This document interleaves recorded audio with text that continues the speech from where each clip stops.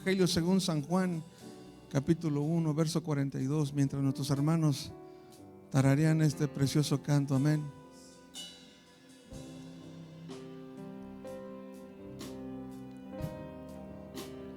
Toda la gloria, La honra y honor,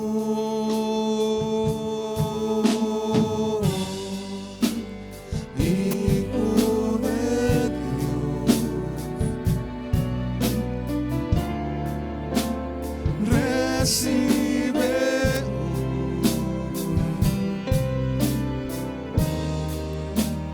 toda la gloria,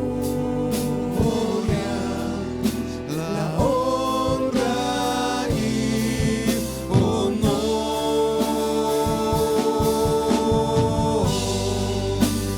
Hijo de Dios. Oh sí, Señor, solamente tú recibe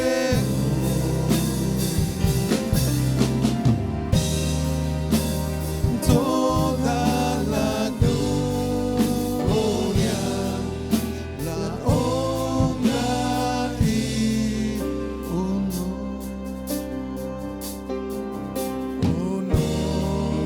Sí, Señor. para ti, Señor. Amén. Abra su Biblia en el Evangelio según San Juan, capítulo 1, verso 42. Y cuando ya lo tengan, digan un fuerte amén, amén.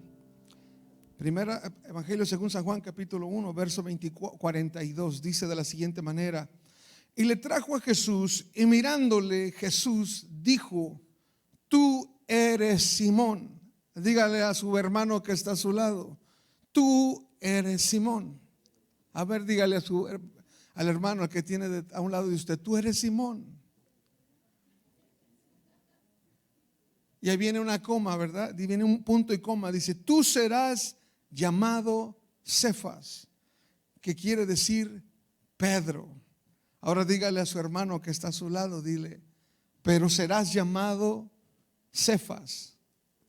No le diga Pedro, dígale Cefas. Amén.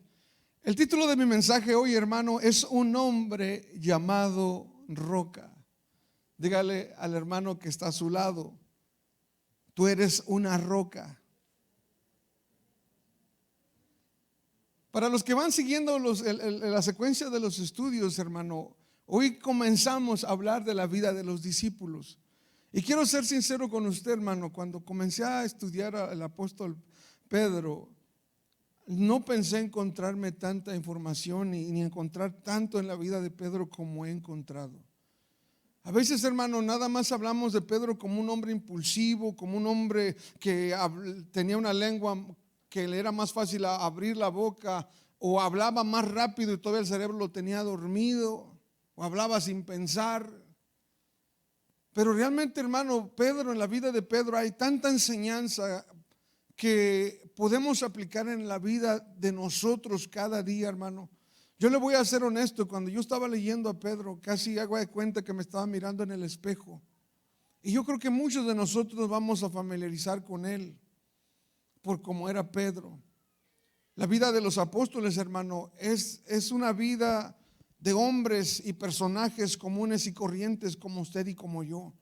Con el paso del tiempo los hemos levantado, los hemos colocado en un lugar muy alto, en un pedestal. Pero en realidad, cuando miramos y observamos sus vidas detenidamente, nos damos cuenta que son exactamente como usted y como yo, hombres comunes y corrientes. Y es el deseo, hermano, de mi vida, el deseo de mi corazón, que Dios bendiga su vida, que Dios hable a su vida y lo sacuda a usted como Dios ha sacudido o está sacudiendo mi vida a través de la palabra de Dios. Y quiero invitarlo a que ahí donde usted está haga una pequeña oración conmigo para entrar en el consejo de la palabra.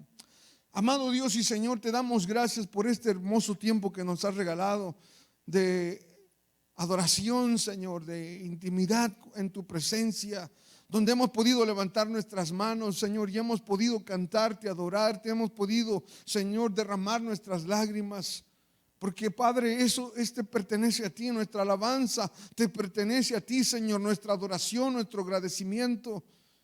Gracias, Señor, por la vida de nuestro hermano David, que hoy nos acompaña aquí, que está aquí con nosotros. Gracias por el milagro que tú estás haciendo en su vida, Señor. Y gracias, Señor, por el milagro de vida en él. Te alabamos y te exaltamos, Señor, porque sabemos que tu palabra dice que tú estás trabajando en nuestras vidas. Y te ruego, Dios, que en esta tarde tú hables al corazón, Señor, y al pensamiento de cada uno de nosotros, Señor, y que, Espíritu Santo, tú derrumbes argumentos y toda barrera de pensamiento que impida que tu palabra entre a lo más profundo de nuestro corazón y transforme aquello que necesita ser cambiado. Gracias, Señor, por este tiempo. Te alabamos en el nombre poderoso de Jesús. Puede tomar su lugar, hermano. Puede tomar su lugar y vaya saludando al que tiene a su lado. Sonríale, hermano, porque una cosa es que nos pongamos cómodos y otras cosas que dejemos de alabar el nombre del Señor. Amén. En el Nuevo Testamento, hermanos, encontramos 4 listas de los nombres de los apóstoles. Las encontramos en el libro de Mateo, en el libro de Marcos, en el libro de Lucas, con excepción de Juan, y en el libro de Hechos. 4 listas. Y en las 4 ocasiones se mencionan los mismos nombres, con excepción que en la lista que se menciona en el libro de Hechos ya no se añade el nombre de Judas, porque para ese momento Judas ya se había quitado la vida. Pero en las mismas listas que logramos observar, miramos que el nombre que predomina en las listas, hermano, es el nombre de Pedro. Cada una de las veces que Mateo menciona a los discípulos, el que va adelante de todos es Pedro. Cada vez que Marcos habla de los discípulos, el que va al frente es Pedro. Cada vez que Lucas menciona a los discípulos, el que va al frente es Pedro. En el libro de Hechos, el que va al frente es Pedro. Y eso quizá, hermano, nos deja ver el lugar de liderazgo que Pedro tenía en medio de los 12. También, hermano, he encontrado que el grupo de 12 se dividía en 3 grupos de 4. Había un grupo donde había cuatro discípulos y casi podríamos decir que estos se dividían en acercamiento a Jesús. El primer grupo de los 4 estaba formado por Pedro, Andrés, Jacobo y Juan. Y ellos eran amigos, ellos eran pescadores, los 4 eran pescadores, eran socios de la pesca, trabajaban juntos, se conocían desde la niñez. Y quizá, hermano, esa relación que tenían los ayudó a que se mantuvieran juntos hasta que empezó el avivamiento o la iglesia empezó a extenderse después de la resurrección de nuestro Señor Jesucristo. Encontramos, hermano, que en estos 4, los primeros 4, Pedro iba a la cabeza de los demás. Pero aún cuando habían crecido juntos y habían vivido en el mismo vecindario, hermano, cada uno de ellos era de diferente carácter, de diferente manera de pensar. Encontramos que Pedro, hermano, era impulsivo, era arrebatado, era valiente en algunos momentos, pero era cobarde en otros. Sin embargo, hermano, Juan, el apóstol, era un hombre de muy pocas palabras. Si usted lee los evangelios, muy pocas veces Juan abrió la boca. Y cuando le llegamos al libro de Hechos, Juan y Pedro eran amigos, compañeros inseparables en el ministerio. Ellos iban caminando, uno hablaba mucho y el otro le acompañaba. Ellos tenían caracteres diferentes.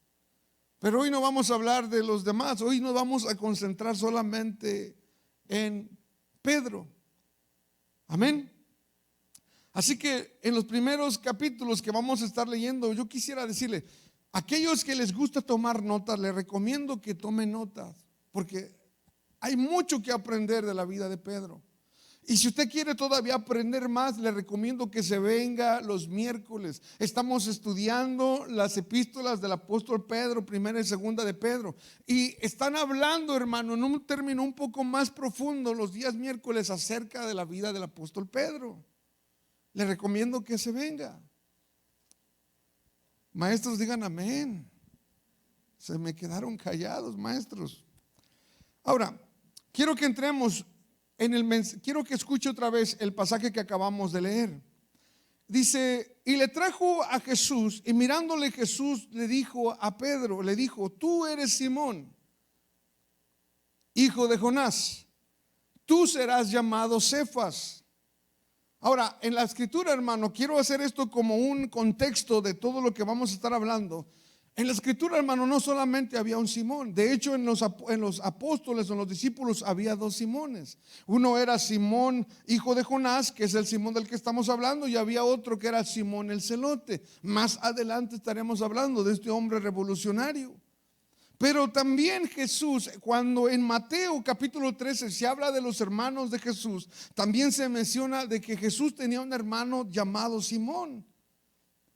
Aparte de eso, había otro, el padre de Judas Iscariote, se llamaba Simón. Eso lo podemos ver en Juan capítulo 6. Había un personaje aparte que se llamaba Simón el leproso. Había otro que se llamaba Simón el fariseo, que invitó a comer a Jesús a su casa. Y todavía encontramos otro Simón, el Simón, el de Cirene, que le ayudó a Jesús a llevar la cruz. Cuando Jesús llevaba la cruz, iban de camino a Gólgota. El nombre de Simón, hermano, era un nombre muy peculiar, era un nombre muy conocido, muy particular en aquel entonces. Cualquiera podía llamarse Simón. Pero cabe destacar, hermano, que en aquel entonces no era como hoy. Hoy usted va al registro civil y cuando usted se registra a su hijo, le piden el apellido del padre, el apellido de la madre. Y así es como la población se va sabiendo usted de qué es descendiente y se empieza a armar el árbol genealógico. En aquel entonces, hermano, ellos no usaban el apellido como lo usamos hoy. Entonces, cuando ellos se referían a cierto personaje, ellos hacían referencia a una característica de la persona. Esta característica bien podría ser un defecto o algo físico, como cuando hablamos de Simón el leproso. Para poderlo reconocer, ellos tenían que hacer referencia a algo que lo distinguía. Y la escritura dice que había un Simón el leproso. Hace referencia a que era un Simón, pero era el Simón que estaba leproso. En otras ocasiones, hermano, hace referencia al oficio que tenía. En el libro de Hechos se habla que cuando aquel hombre que tuvo revelación de parte de Dios mandó a sus siervos a buscar a Simón Pedro, le dijo: va a casa de Simón el curtidor. Entonces, hermano, se hace referencia al trabajo que ellos hacían. En otra ocasión se refería a Simón, al que vivía en cierto lugar, como Simón de Cirene. Este hombre vivía en Cirene, era de la comunidad de Cirene, y dice que iba pasando Simón de Cirene y le pidieron que le ayudara a Jesús a cargar la cruz.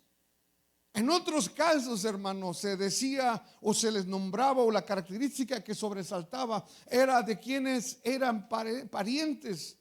En el caso de Simón, nuestro Simón, estamos hablando de Simón, hijo de Jonás. Ahora, quiero que usted entienda bien esto, porque para lo que vamos a seguir entrando es necesario que usted entienda esto. El sobrenombre. Jesús le cambió el nombre a Simón, le dijo: Simón, ahora ya no serás llamado Simón, ahora vas a ser llamado Cefas, que quiere decir Pedro. Aquellos que estuvieron en las enseñanzas hace un mes atrás, un mes y medio atrás, se acordarán que hablamos de aquel discípulo que se llamaba, ¿cómo? José. Y le cambiaron los discípulos por el nombre a Bernabé. ¿Se acuerda? Había un discípulo que se llamaba José, pero los discípulos, cuando miraron cómo procedía, cómo andaba, se vieron movidos y le cambiaron el nombre de José por Bernabé, hijo de consolación.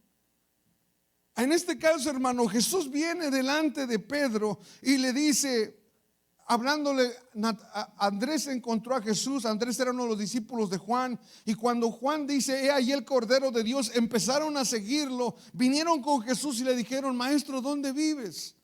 Jesús les dijo: vengan y vean. Y esa noche se quedaron a dormir con ellos porque ya estaba oscureciendo. Y a la mañana siguiente Andrés se levantó y fue a buscar, y dice el verso: este halló primero a su hermano Simón y le dijo: hemos hallado al Mesías, que traducido es el Cristo, y le trajo a Jesús. Y mirándole Jesús dijo: tú eres Simón, hijo de Jonás, tú serás llamado Cefas.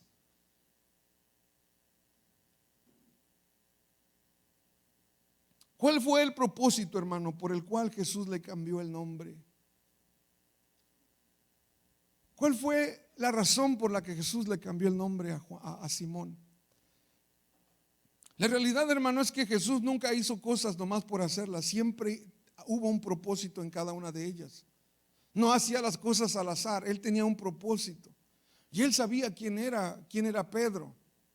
Ahora, para que usted entienda mejor, necesitamos ir a la raíz. El significado, hermano, del nombre Pedro. Pedro en el idioma griego significa roca o petros, pedazo de roca o piedra. En el arameo, hermano, que fue la palabra que usó en el texto anterior, que leemos en el texto anterior, significa Cefas. Entonces Cefas y Pedro, ambas palabras, ambas frases significan pedazo de roca o piedra. Y eso fue lo que le dijo Jesús: ahora ya no vas a ser Simón, ahora vas a ser piedra. Tu nombre va a ser piedra, vas a ser Pedro. Acabamos de leer, hermano, que las primeras palabras que Jesús dirigiera a Simón fueron esas. En el primer momento, cuando Pedro se encuentra con Jesús, Jesús le cambia el nombre y le dice: vas a dejar de ser Simón. Y aquí, hermano, hay un punto muy importante. Siempre hemos dicho, hermano, que cuando un hombre o una mujer tiene un encuentro con Jesús, las cosas no vuelven a ser igual. Hay un cambio, hermano, hay un antes y un después. La primera ocasión que Pedro se encontró con Jesús, Jesús le cambió el nombre. Como a muchos de nosotros, de los que estamos aquí en este día, reunidos en este lugar. Vivíamos, hermano, vividas fracasadas, derrotadas o de éxito. Pero cuando encontramos a Jesús, cuando nos encontramos con Él, Él nos cambia el nombre. Él hace un antes y un después en nuestras vidas. Así como Jesús lo hizo en la historia del hombre, hermano, así lo hace en nuestras vidas. Ahora escribimos, cuando ponemos alguna fecha, alguna dirección, ahora ponemos decir el año 2022 después de Cristo. Hermano, mi fecha en la que Cristo cambió mi vida es el 14 de mayo de 1994. Tengo tan presente el momento, el día, el lugar donde sucedió, porque Cristo cambió mi vida completamente. Y Jesús hizo lo mismo en la vida de Pedro. Jesús le cambió el nombre a Simón. Ahora, es importante que usted entienda eso. Quiero preguntarle: ¿cuál es una característica de una piedra, hermano? Es fuerte. ¿Qué más? Es dura. ¿Qué más? No se mueve, no se rompe, no se mueve, es sólida, está firme. Jesús hizo referencia, hermano, a las características de la roca cuando Él habló de dos hombres. Hizo comparación de dos hombres, el insensato y el sabio, y les dijo: ¿a quién les compararé? Cuando escuchaban sus palabras, Jesús dijo: ¿a quién les compararé? Les compararé a un hombre que edificó su casa sobre la roca, y cuando vino la lluvia, el torrente, dio con ímpetu con aquella casa, pero como aquella casa estaba edificada sobre la roca, quedó firme, no hubo pérdida. O los compararé con un hombre insensato que edificó su casa sobre la arena, y cuando vino la tormenta, el río, todo aquello pereció. Jesús hizo referencia a ese atributo de la piedra. La piedra es algo sólido, algo firme, algo que no se mueve. Puede haber tormenta, puede haber lluvia, puede pasar lo que sea, pero la piedra, hermano, no cambia y no pierde su sustancia. Y Jesús, hermano, le dijo a Pedro: tú vas a dejar de ser Simón y ahora vas a ser Pedro. Entonces hay un antes y un después. Diga conmigo: hay un antes y hay un después. Pero Pedro, hermano, seguía siendo Simón. Si leemos las escrituras, hermanos, si seguimos leyendo los evangelios, vamos a encontrar que el Señor Jesús le siguió llamando Simón en muchas ocasiones. Pero cuando leemos atentamente las veces que Jesús le volvió a llamar Simón a Pedro, fueron momentos en los que Pedro cometía un error, en momentos en los que Pedro fallaba, en momentos en los que Pedro tenía que ser reprendido, tenía que ser redirigido. Cuando el Jesús le volvía a llamar Simón. Pedro, hermano, Pedro no era el apóstol Pablo que leemos en el libro de Hechos a sus comienzos. Cuando Jesús encontró a Simón, hermanos, la naturaleza de Simón era impetuoso, era inconstante y poco digno de confianza. Tendía a hacer grandes promesas que no podía cumplir. Era de aquellas personas que se entregan de cuerpo y alma a una cosa, pero que se rinden antes de terminarla. Y por lo general, hermano, era el primero en entrar en algo y después a menudo o muy probablemente era el primero que salía huyendo.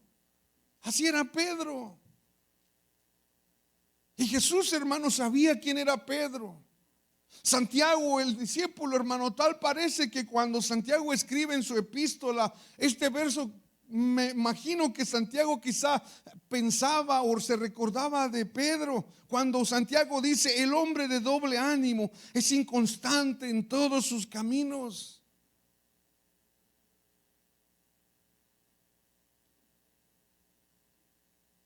¿Cuántos dicen amén?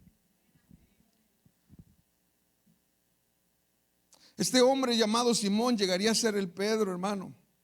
Este hombre era agresivo e impaciente y necesitaba ser transformado en una roca. Y ese fue el propósito por el cual Jesús le dio el nombre de Pedro. Y desde ese momento en adelante, hermano, Jesús usó un lenguaje muy característico para hablar con Pedro. Cuando miraba esta manera en la que Jesús se comunicaba con Pedro, me acordé, hermano, de nosotros, de mi esposa y yo, con nuestra relación con nuestros hijos. A lo mejor esto nomás pasa con nosotros, o a lo mejor no con ustedes. Cuando Julio y Brandon estaban pequeños y cuando hacían un error, hermano, no había necesidad de decir nada, nada más era una mirada y ellos entendían el mensaje. Era todo, hermanos, nada más era voltearlos a ver. Mi esposa los volteaba a ver y ellos entendían rápido el mensaje. Yo los volteaba a ver y con un señal fruncía el ceño, yo qué sé, hermano, pero ellos entendían el mensaje, ellos entendían.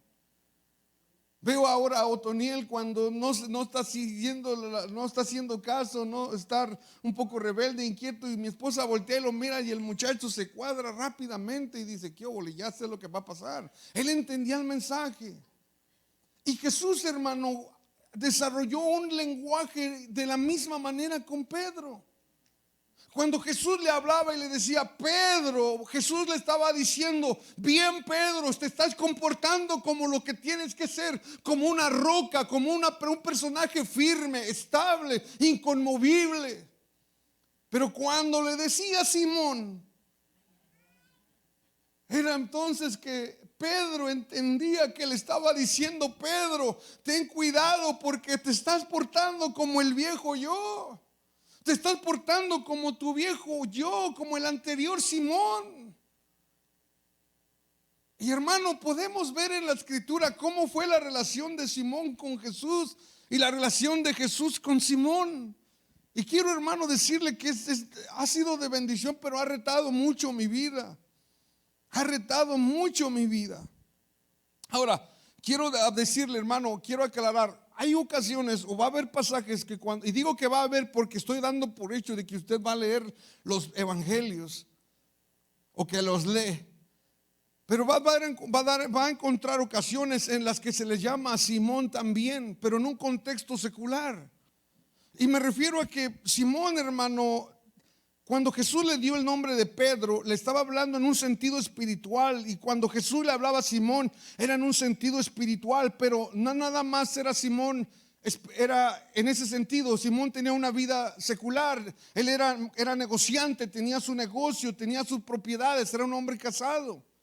Recordemos aquel pasaje cuando la escritura nos dice en Marcos capítulo 1 que Jesús entró a la casa de Simón. Entonces le está hablando Simón, que Jesús entró a la casa de Simón, pero no está hablando en el sentido espiritual, sino está hablando de que Simón tenía una casa en un sentido de propiedad. Luego estamos hablando de que Jesús entró a la casa de Simón y sanó la suegra de Simón. ¿Cuántos le dan gracias a Dios por las suegras? Muy poquitos. ¿Cuántos le dan gracias a Dios por sus suegras, hermanos? Jesús sanó la suegra de Simón. Entonces está hablando en un sentido, en un contexto, como dije, en un contexto secular. Luego también cuando Jesús se sube a la barca de Simón, dice, estando la barca de allí de los pescadores que estaban lavando las redes, Jesús se subió a la barca y resultó que esa barca era de Simón. Esos textos, hermano, hay más, pero solamente quiero usar esos. Están hablando, se le menciona a Pedro como Simón, pero en un contexto secular, en un contexto de propiedad. Para que me entienda, porque si no, después usted lee la escritura y va a decir, no, el pastor dijo que todo era, no, hay un contexto secular. Pero, ¿por qué Simón o Pedro? Sin embargo, hermano, encontramos momentos donde sale a relucir su carácter, el carácter y su viejo yo, el carácter del viejo Simón, el viejo yo, pecando con palabra, con actitud o en sus hechos. Y es cuando Jesús entonces tiene que meter la mano y ayudarlo a corregirse, ayudarlo a entender. Mire, abra su Biblia en Lucas capítulo 5, versos del 1 en adelante. Lucas capítulo 5, versos del 1 en adelante. Aquí hay un pasaje, hermano, que nos deja ver esta diferencia de cómo es el trato entre Jesús y los discípulos con Simón. Ahora, hay más textos, pero no me va a alcanzar el tiempo, hermano. No me va a alcanzar el tiempo para mirar todo esto. Diga con un amén cuando ya esté ahí. Lucas capítulo 5, versos del 1 en adelante. Dice, aconteció que estando Jesús junto al lago de Genezaret, el gentío se agolpaba sobre él para oír la palabra de Dios. Y vio dos barcas que estaban cerca de la orilla del lago, y los pescadores, habiendo descendido de ellas, lavaban sus redes.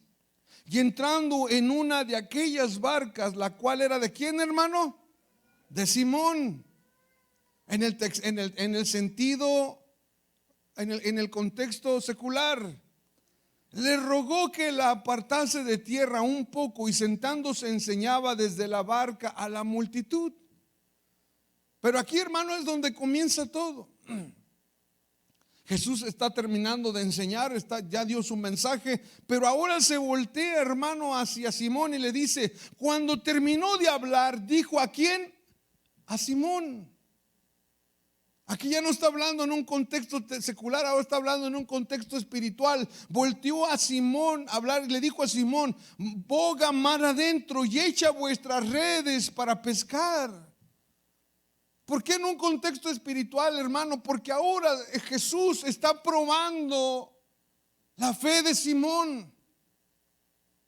Y le dice a Simón, Simón, ve, boga mar adentro, ve a mar adentro y arroja las redes para pescar.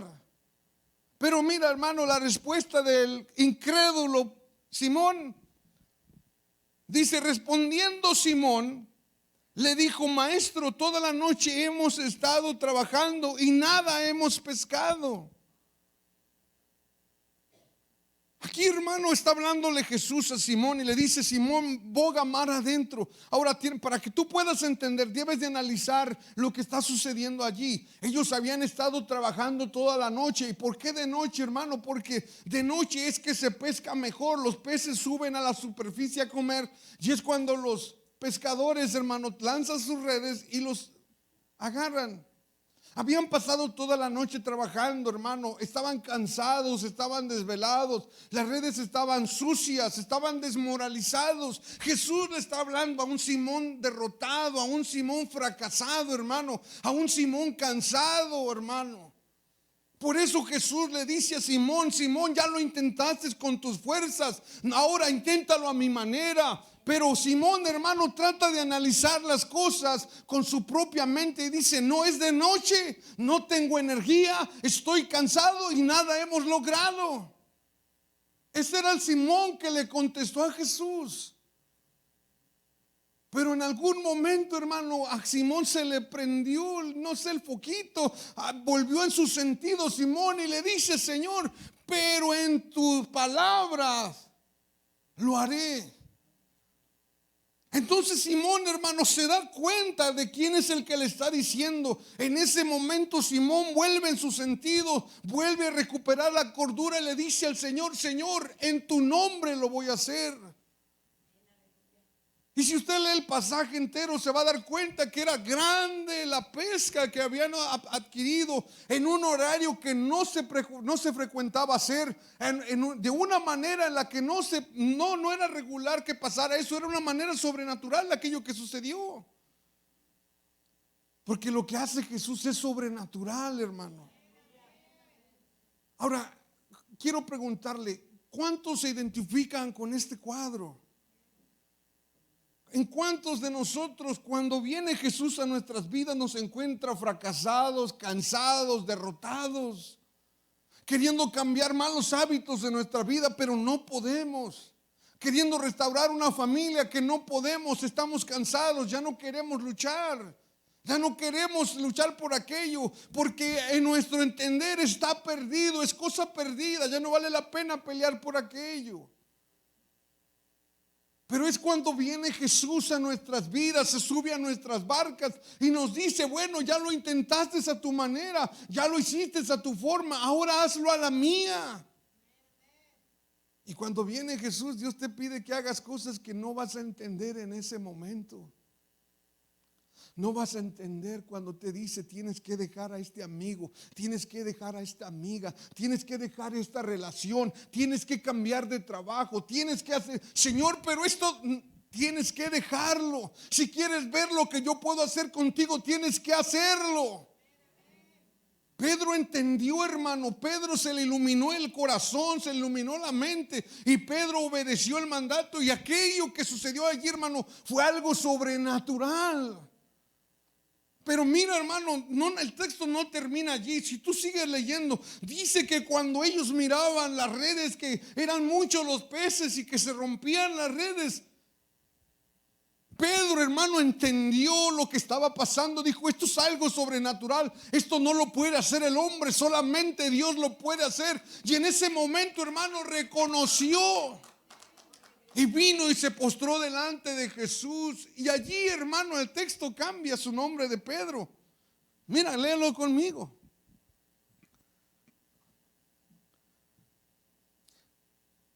En el verso 8 dice: viendo esto, Simón Pedro, su nombre cambió. Simón Pedro cayó de rodillas ante Jesús, diciendo: apártate de mí, Señor, porque soy hombre pecador.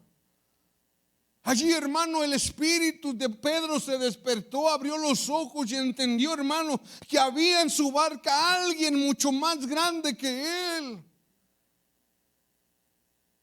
Y allí, hermano, es cuando el Señor Jesús le dice a Simón.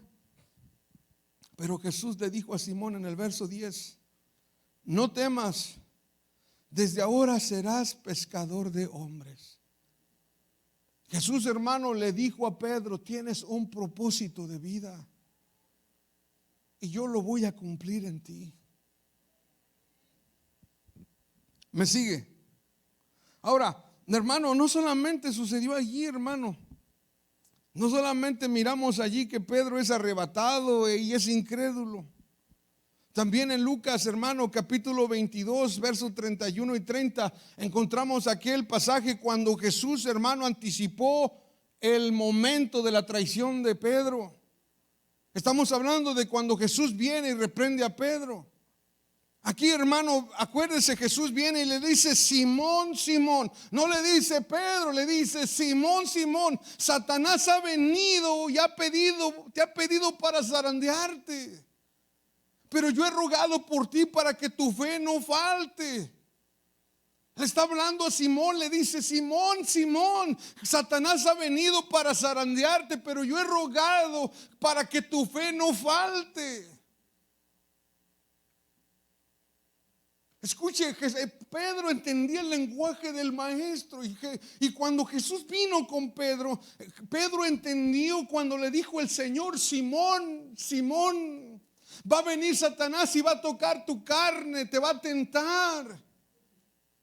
Hermano, ¿qué haría usted si yo viniera y le dijera: hermano, esta noche vienen a robar su casa? Esta noche vienen a robarle en su casa. ¿Qué haría usted, hermano?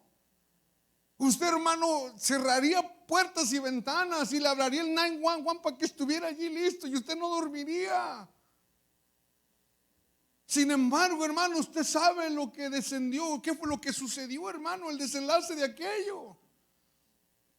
En Marcos, hermano, en el mismo relato dice el pasaje, el evangelio, que Jesús los llevó para orar en el Getsemaní, los dejó en un lugar y les dijo: quedaos aquí y orad conmigo. Y Jesús se fue más adelante a orar. Y cuando regresó, hermano, le dijo: Pedro, no has podido velar conmigo, estás dormido. Jesús allí le dijo Pedro, no le dijo Simón, le dijo Pedro. ¿Por qué, hermano? Porque Jesús esperaba que cuando Jesús le advirtió lo que iba a suceder, aquel hombre de fe se pusiera sobre sus rodillas y clamara y orara. Jesús le dijo, hermano, le dijo Simón: velad y orad para que no entréis en tentación. A la verdad el espíritu está dispuesto, pero la carne es débil. ¿Sabe, hermano? Muchas veces vivimos en derrota porque no hacemos lo que el Señor espera que hagamos.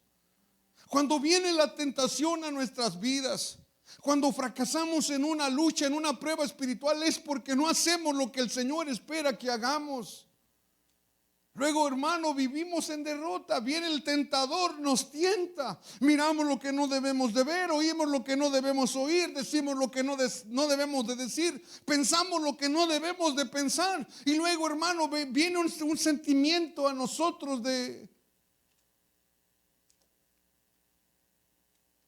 culpabilidad, porque no hacemos lo que el Señor espera que hagamos. Y allí, hermano, es donde está el problema de Pedro. Jesús lo reprendió, hermano. Fue a Pedro, fue al único al que le llamó Satanás. No hay otro discípulo al que Jesús le dijera Satanás. Fue el único, hermano. Ni a los fariseos les llamó así. A los fariseos les dijo sepulcros blanqueados. Pero a Pedro, hermano, le dijo: Satanás, apártate de mí.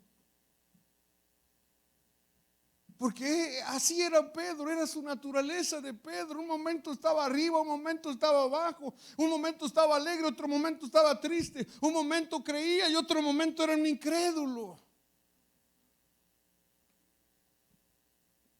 Como muchos de nosotros. ¿O me va a decir que nomás soy yo?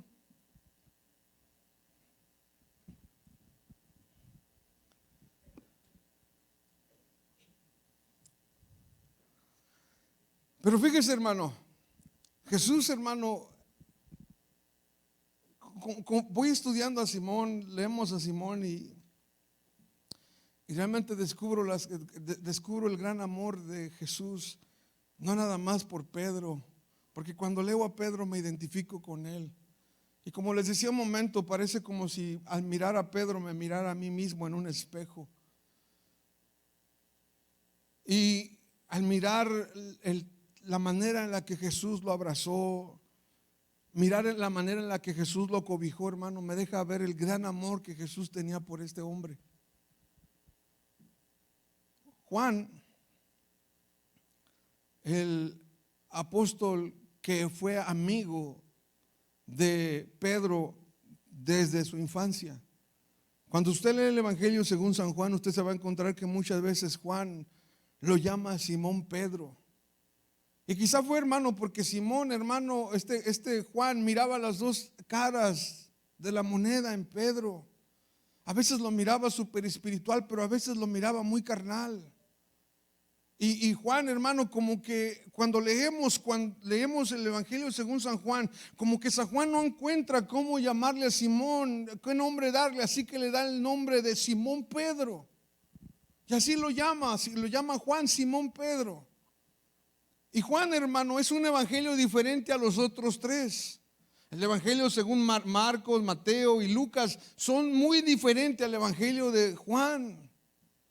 Y Juan, hermano, nos da hechos o situaciones que los otros evangelios no narran. Y nos lo da, hermano, porque Juan miraba desde otro punto de perspectiva la vida de Pedro en relación con Jesús. Y hay un pasaje, hermano, en el que el amigo de Pedro, Juan, el apóstol, dedica un tiempo, unos versículos para hablar de un hecho que Jesús hizo con Pedro el apóstol. Quiero que me acompañes, busca en tu Biblia San Juan capítulo 21, versos del 15 al 17. Este episodio, hermanos, dice que después de que Jesús murió en la cruz y fue sepultado, la actitud de los discípulos estaba tan desmoralizada, tan cabizbajo, que Pedro, hermano, le dijo a los discípulos: vamos a pescar, voy a pescar. Y él era el líder de los discípulos, él era el líder. Y hermano, miramos cómo los demás fueron con él.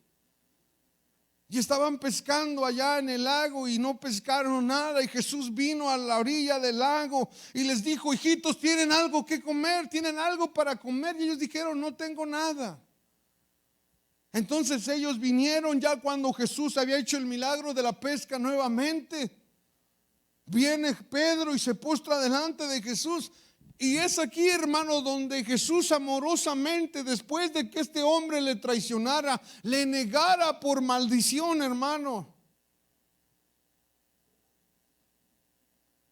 viene muy amado el Salvador y restaura a Pedro. Y le dice, hermano, a Pedro en 3 ocasiones, le dice a Simón: Simón, ¿me amas? No le dice Pedro, le dice: Simón, ¿me amas? Simón, ¿me amas? Simón, ¿me amas? Le da, hermano, la oportunidad de establecer, de reconciliarse con él, de reafirmar su amor con el Señor. Hermano, este es un perdón que no se puede entender. Es un perdón, hermano, que necesita verdaderamente haber un amor genuino en el corazón de la persona. Este hombre lo traicionó, hermano, con maldición, dicen los evangelios. Aún cuando le decían: Pedro, pero tú hablas como ellos, caminas como ellos, te mueves. No, pero yo no lo conozco. Pero sí, hasta tu hablar, tu andar es como, no lo conozco al hombre.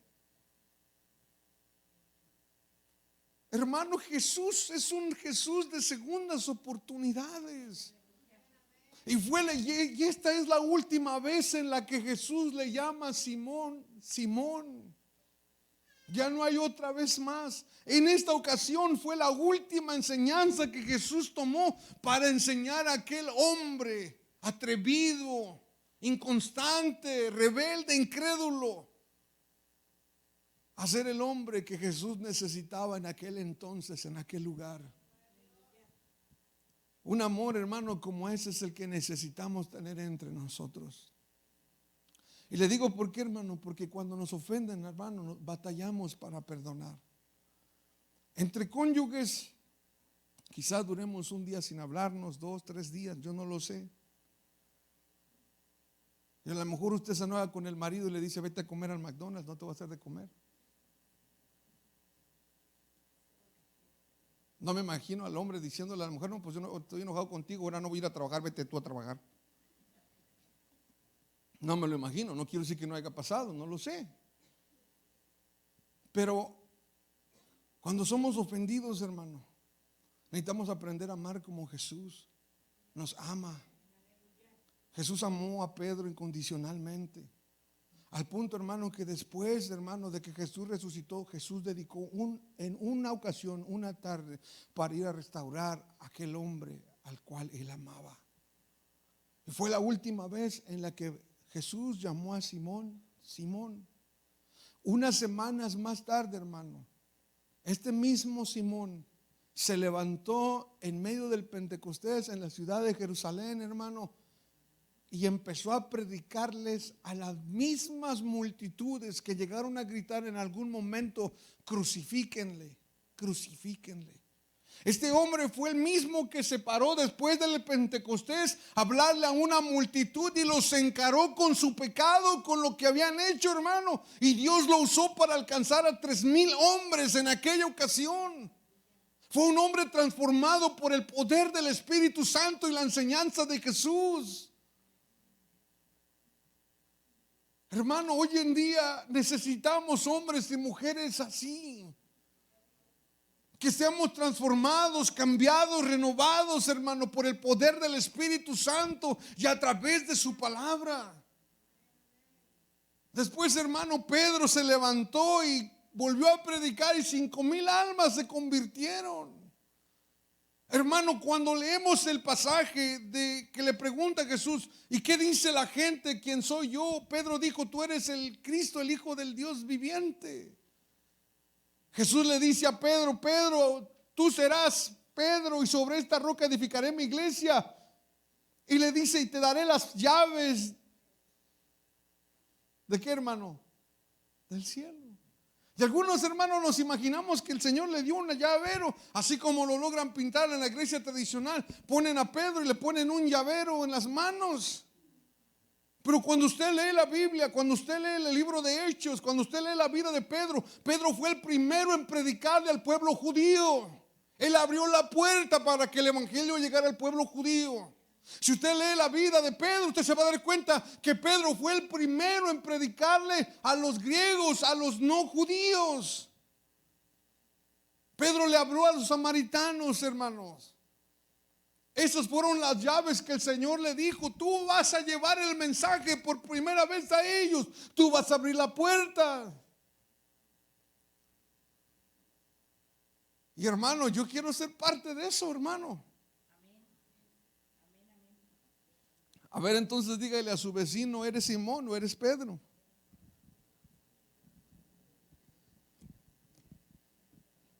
Ahora ya me entendió, hermano: ¿eres Simón o eres Pedro? Y apréndaselo, hermano, porque cuando lo miren que anda medio carnal y le digan: Simón, Simonita, ya usted tiene que entender el mensaje.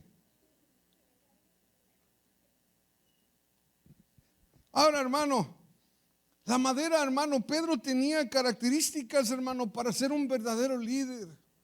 Pedro, hermano, tenía un material, estaba hecho de una madera, hermano, que él podía ser un verdadero líder. Miren, el libro de Salmos dice que el Señor en el vientre de nuestra madre nos teje, nos forma y nos da forma. Y dice que aún antes de que la gente sepa nuestro nombre, Él ya lo conoce. Eso es lo que dice la Biblia en el libro de Salmos. Ahora, ¿a qué quiero ir con esto? Ahorita, hermano, hay se dice mucho, una pregunta que estoy seguro que usted la ha escuchado y se preguntan, dice: ¿un líder nace o se hace? ¿Un líder se hace o un líder nace? Mire, para aquellos que dicen que un líder nace, la evidencia, una de las evidencias que tienen a su favor es la vida de Pedro. Porque Pedro, hermano, aparte de que era todo impulsivo, arrebatado, hermano, se dejaba llevar por sus emociones, Pedro tenía madera para ser un verdadero líder. Tenía madera, Pedro, pero tenía que ser pulido como el diamante, tenía que ser fundido como el oro, tenía que ser, hermano, limpiados, hermano, como la perla, para que este hombre pudiera llegar a ser el líder que Dios quería. Y Dios trabajó en él. Ahora, hay 3 áreas en la vida de Pedro que yo quisiera tocar. No voy a tocar 2 de ellas, voy a centrarme en la primera. La primera es en el material que Pedro estaba hecho, lo que él tenía, hermano. La segunda eran las experiencias de su vida. Y la tercera es el carácter transformado, su carácter que Dios formó, cambió en la vida de Pedro. Así que hoy nomás voy a hablar de la madera de Pedro, hermano. Dígale a su hermano que está a su lado: ¿eres Pedro o eres Simón? Despiértelo, hermano, despiértelo.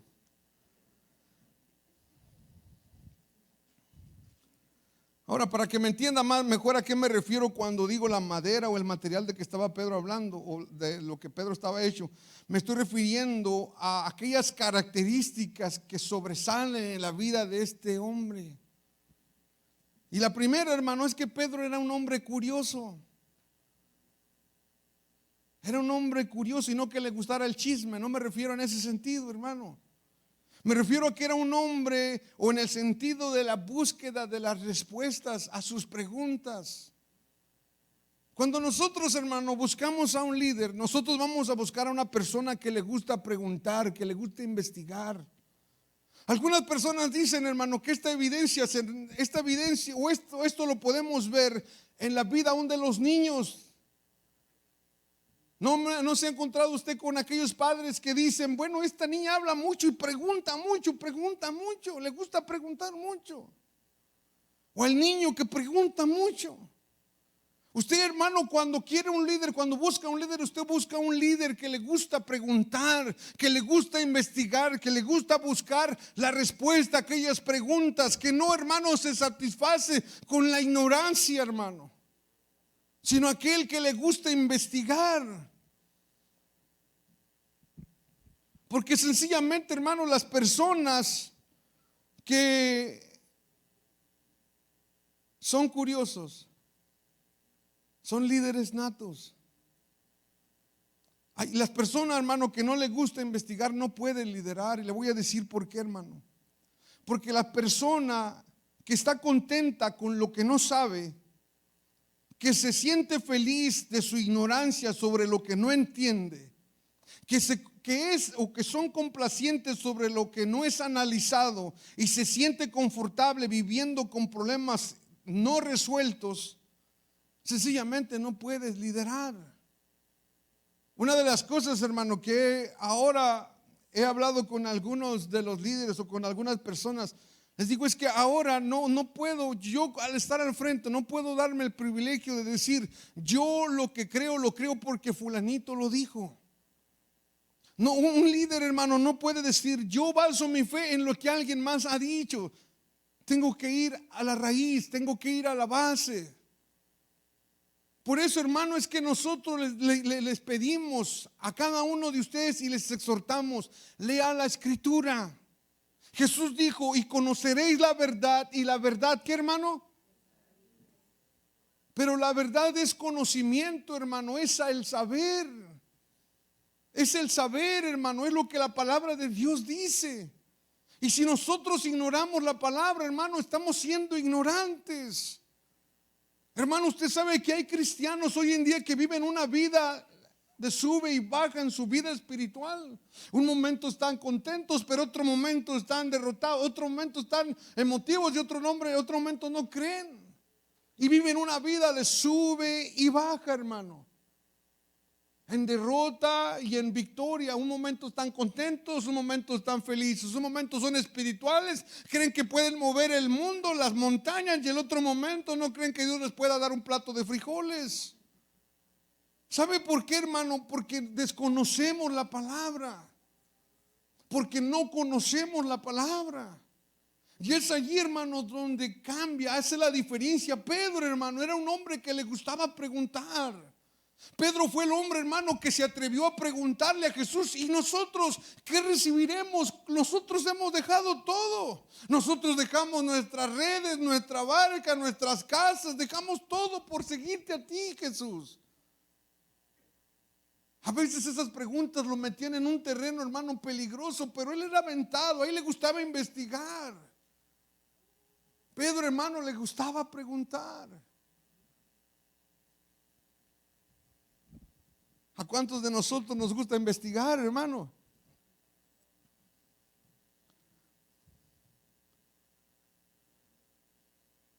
Pedro fue, hermano, también el hombre que le dijo a Jesús: Señor, ¿cuántas veces tengo que perdonar? ¿Recuerda? Jesús le dijo: ¿cuántas veces tengo que perdonar? Pedro, ¿para qué me preguntas? Es algo que tú ya debes de saber. No, Jesús le dijo. Jesús honró su pregunta. Pedro, hermano, también en mucha frecuencia miramos a Pedro que le preguntaba al Señor: ¿y qué significa lo que acabas de decir? ¿Me puedes explicar la parábola?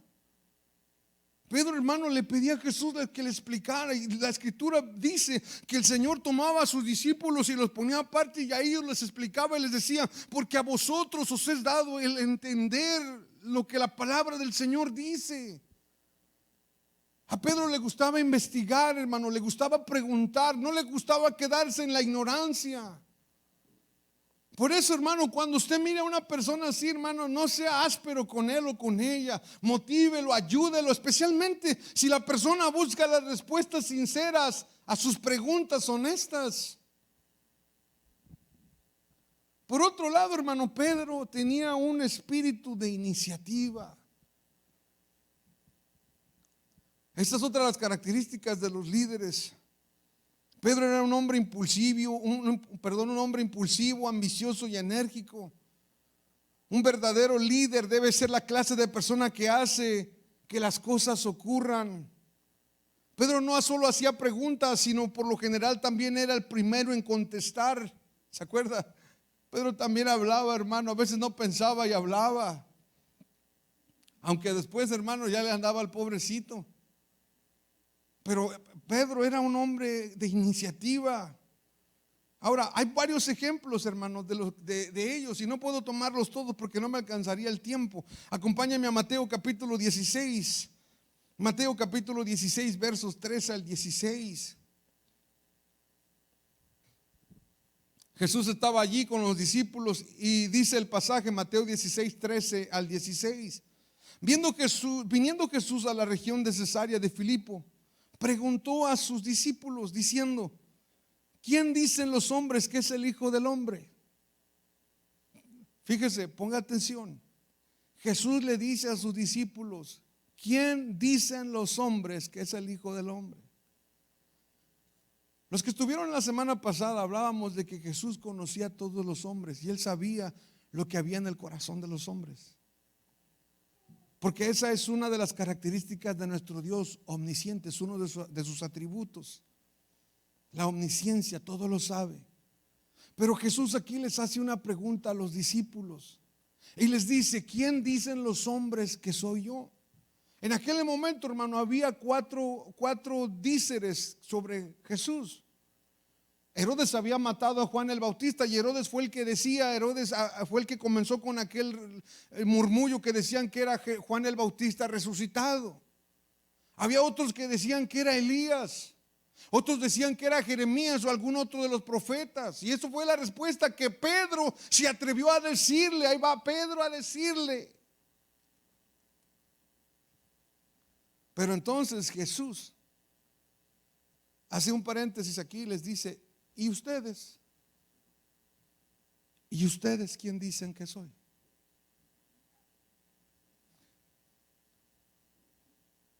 Y Pedro, hermano, sin pensarla ni un momento, levanta la mano y dice: tú eres el Cristo, el Hijo del Dios viviente. Y mire, hermano, aquí hay varios puntos que quisiera detenerme en un momento.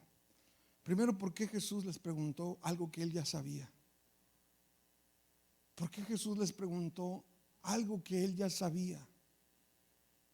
Y yo me pregunté a mí mismo, y si me preguntaran a mí en este momento, ¿quién es Jesús para mí? ¿Qué diría?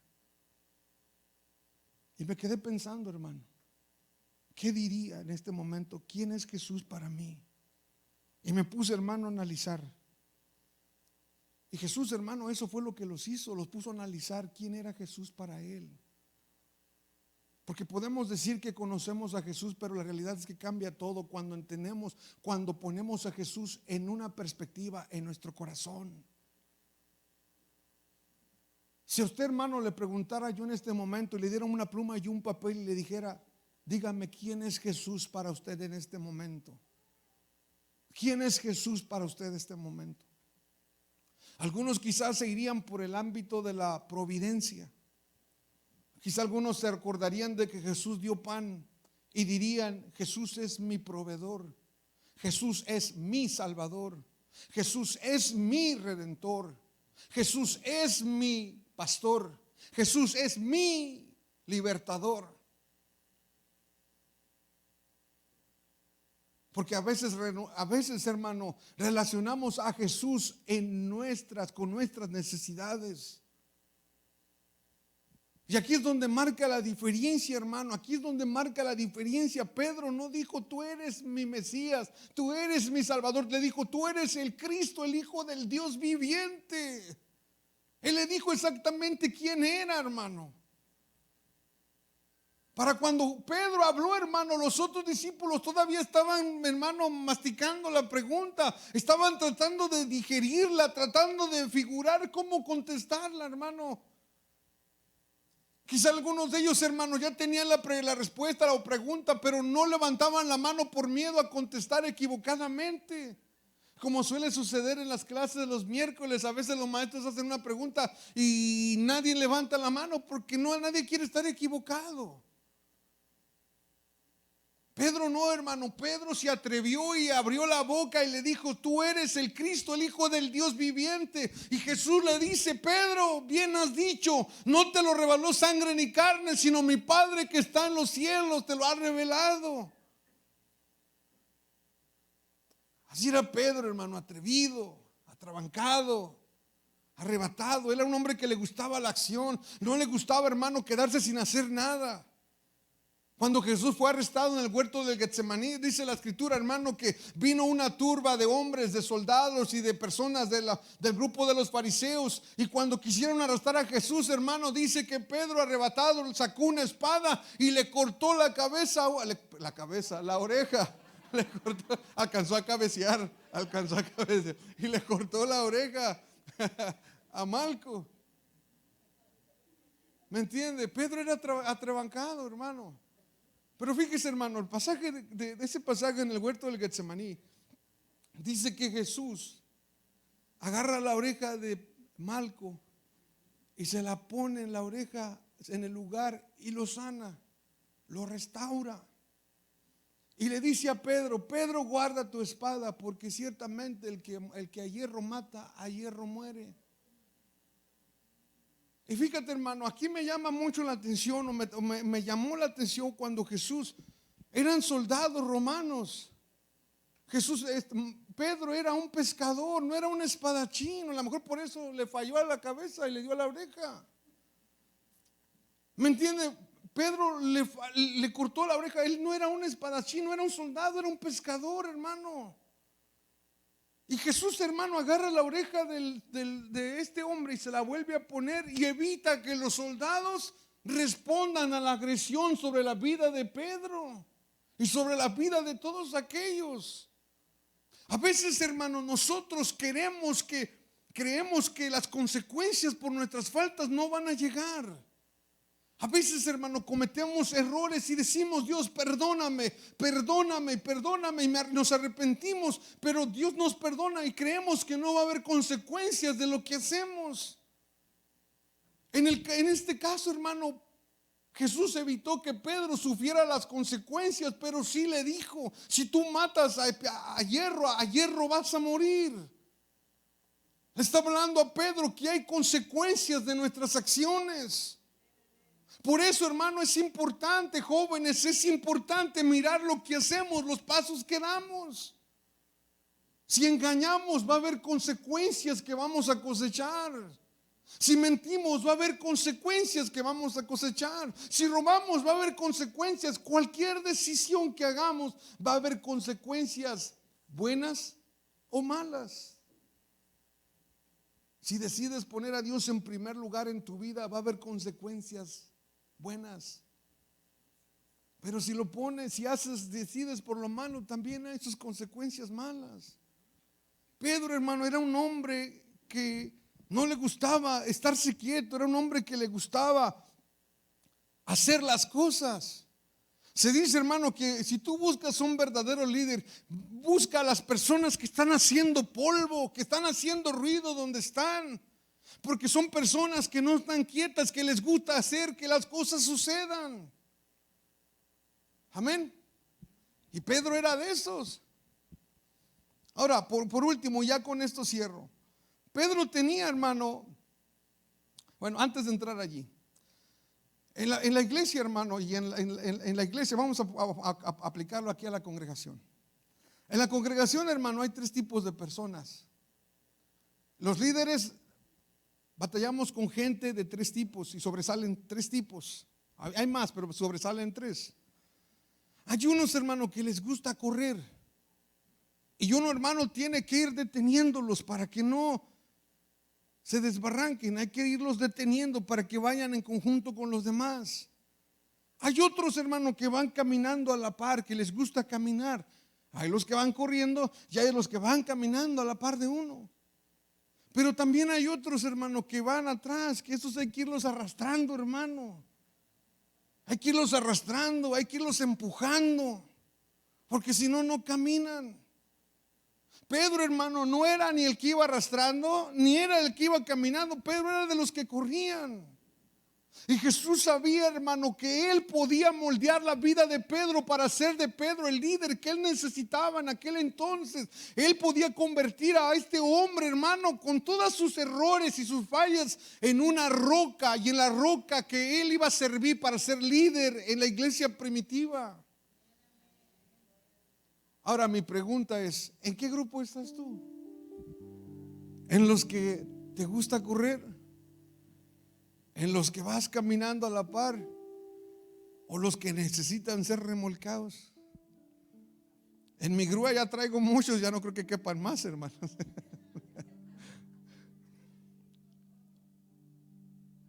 En eso cambia, hermano, mucho la actitud de nosotros. Un día un predicador dijo, hablando de este tema, de este punto de Pedro, dijo: Jesús sabía lo que estaba haciendo con Pedro, porque es más fácil agarrar a un impulsivo y redirigirlo y enseñarle a caminar correctamente que resucitar a un muerto. Y la verdad, hermano, es que yo no quiero estar allá atrás. Yo no quiero ser de los de allá atrás que necesitan ser remolcados. Dios quiere hacer grandes cosas con nosotros, pero indudablemente de la misma manera que Pedro, hermano, tenía defectos y errores, también nosotros. Errores con los que tenemos que batallar, y Pedro era así. En un momento era un hombre de fe, un hombre de santidad. En un momento se portaba justamente, pero al momento siguiente se portaba como uno que no conocía. Y Pedro era así, hermano. Su naturaleza era así, atrabancado, arrebatado. No le gustaba pensar antes de hablar. Hablaba, quizá como muchos de nosotros, que hablamos primero y luego pensamos y nos arrepentimos de lo que dijimos. En los matrimonios a veces se enojan las parejas y se dicen cosas y después ya no saben cómo darse la cara por lo que dijeron. Y aquel que no sabe distinguir va a decir: no, es que dijo que no me ama, dijo esto, dijo lo otro. Y a veces tenemos que entender que la persona habla porque está enojada, no porque verdaderamente sienta eso. Porque la ira lo hace hablar o la hace hablar. Lo último que Pedro tenía en esta ocasión de lo que voy a hablar es de que Pedro era un hombre comprometido, con compromiso y con participación. Pedro no era un hombre que le gustaba decirle a la gente: vayan y hagan, ustedes hagan, o yo lo mando y yo le digo cómo lo haga y usted va y lo hace. Pedro no era así. Pero Pedro era una persona que le gustaba ensuciarse las manos. Él le gustaba meterse en lo que él estaba haciendo. Pedro era un hombre de acción, hermano. Recordemos, él era un pescador. Él tenía sus manos callosas, le gustaba trabajar, le gustaba estar en la acción, hermano. Y eso es evidencia de un verdadero liderazgo. Porque es difícil seguir a una persona que está allá en las montañas, hermano, que nunca se ve. Es difícil seguir a un líder así. Y Pedro no, hermano. Pedro se metía, Pedro se envolvía en lo que estaba sucediendo. En Mateo capítulo 14, versos del 26 al 28. Hay un pasaje que usted ya conoce. Dice la escritura que Jesús, después de darle de comer a una multitud, mandó a sus discípulos por delante. Se subieron a la barca y cuando ellos estaban en la barca se desató una tremenda tormenta. Y ellos empezaron a tener temor, empezaron a tener miedo. Y dice la escritura, hermano, que en medio de la tormenta, cuando ellos ya sentían que se hundían, de repente a lo lejos miraron sobre las olas del mar, miraron una como silueta y pensaron que estaban viendo un fantasma. Y cuando ellos se atemorizaron, ya estaban acobardados por lo que estaban viviendo en el océano, en el lago. Y luego cuando miran eso, hermanos, se acobardan todavía más. Y es cuando Jesús les dice: tranquilos, tengan calma, soy yo. Y cuando Jesús habla y cuando Pedro oye la voz de Jesús, Pedro, hermano, se levanta en medio de las olas, en medio del vaivén de lo que estaba pasando. Pedro se levanta y le dice al Señor: Señor, si eres tú, manda que yo vaya a ti. Pedro, hermano, no era que no le creyera, no era que no supiera que él era. Él dijo: Señor, si tú eres, manda que yo vaya a ti, hermano. Y Pedro, hermano, dice en la escritura que el pasaje le dijo: Jesús, ven. Pedro, hermano, ni tardo ni perezoso, levantó la mano, el pie y se salió al mar y empezó a caminar en el agua. Y quiero decirte, hermano, yo, al igual que muchos predicadores, hemos usado este pasaje para criticar la falta de fe de Pedro. Pero ahora, hermano, he aprendido que Pedro tiene mucho que enseñarnos. Porque este hombre, hermano, empezó a caminar y cuando miró que Jesús no había calmado la tempestad y miró lo peligroso en donde él se encontraba, fue cuando empezó a hundirse. Y nosotros criticamos esa parte, la falta de fe, que Pedro no mantuvo su mirada en Jesús. Pero quiero decirte, hoy he descubierto que Pedro, cuando se hundió, no estaba en la barca. Pedro salió del lugar seguro a encontrarse con el Señor.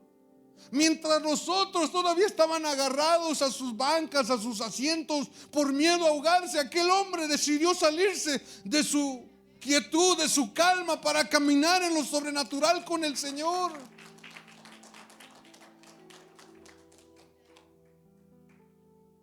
Salió de su zona de confort, hermano. Los otros se aferraron a su pedazo de madera, a lo que conocían, a lo que sabían. Pedro, hermano, salió de allí, caminó, dio 5. La Biblia no nos dice cuántos pasos dio, si fueron 5, 10 o 20 o 30, no lo dice. Pero ciertamente este hombre le creyó a Dios y salió de su zona de confort para encontrarse con el Maestro, hermano. Esos son los líderes que necesitamos hoy, hermano. Aquellos que están dispuestos a caminar la doble milla. Aquellos que están dispuestos a dejar su zona de confort, hermano, por amor al prójimo, por amor al hermano. Jesús dijo: no hay mayor amor que este, que uno ponga su vida por sus amigos.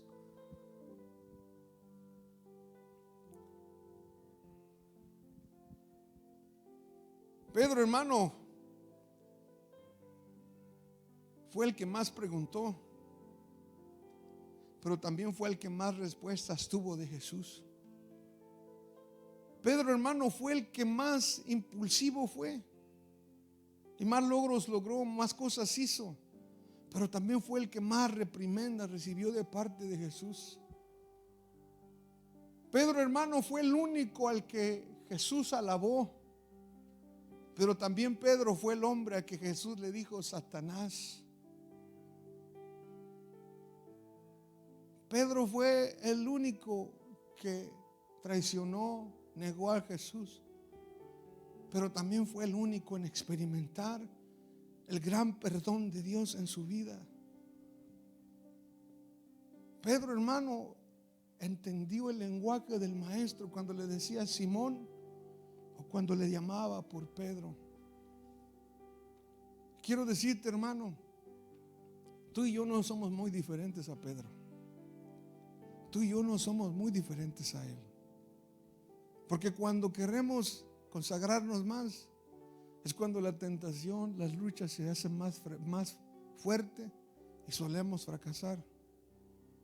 Cuando decimos que lo amamos más, es cuando quizás actuamos como si no le conociéramos. Cuando le decimos, Señor, quiero servirte, quiero entregarte mi vida, es cuando menos nos envolvemos en las cosas que sabemos que se necesitan envolver. Nosotros no somos muy diferentes que Pedro, pero la misma solución, el mismo cambio que sufrió Pedro, es el mismo cambio que necesitamos tú y yo hoy en este día. Necesitamos tener un encuentro con Jesús y decirle al Señor, Señor, cambia mi nombre, Señor. Dame un nombre que me identifique. Yo quiero ser como Pedro, quiero tener las mismas características de una roca, que nada me mueva, que siempre permanezca firme, que sea un creyente sólido. Quiero ser como Pedro.